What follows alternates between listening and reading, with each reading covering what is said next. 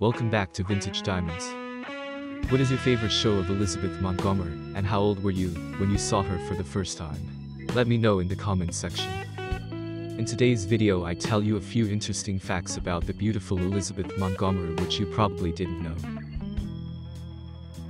Robert Foxworth and she moved in together in 1973, but waited nearly 20 years before they got married.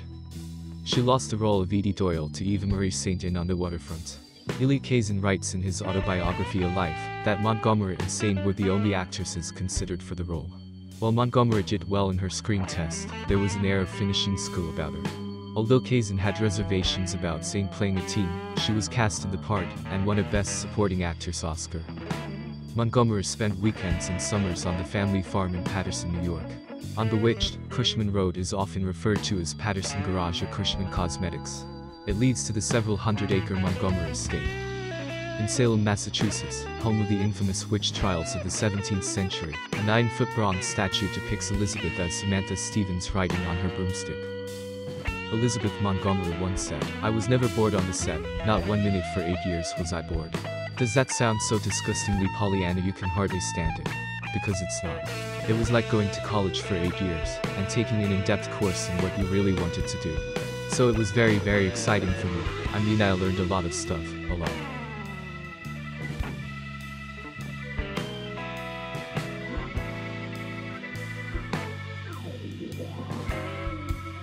Montgomery had been battling cancer for many years.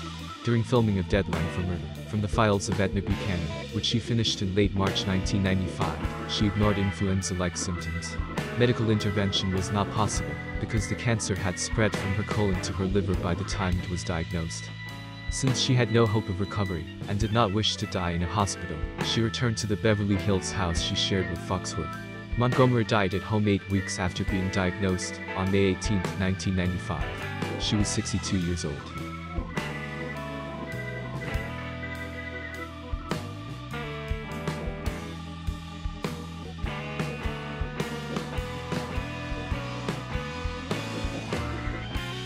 A memorial service was held at the Buchanan Theater in Beverly Hills on June 18, 1995, exactly 1 month after her death. Dominic Dunne spoke about their early years of friendship, when they were both living in New York City, while Herbie Hancock played the music. Among those who spoke were her widow, Robert Foxworth, who read sympathy cards sent to him by fans, her nurse, her brother, her daughter, and her stepson. In the Westwood Village Memorial Park Cemetery, her body was cremated. New York's Paterson is where Montgomery lived with her parents.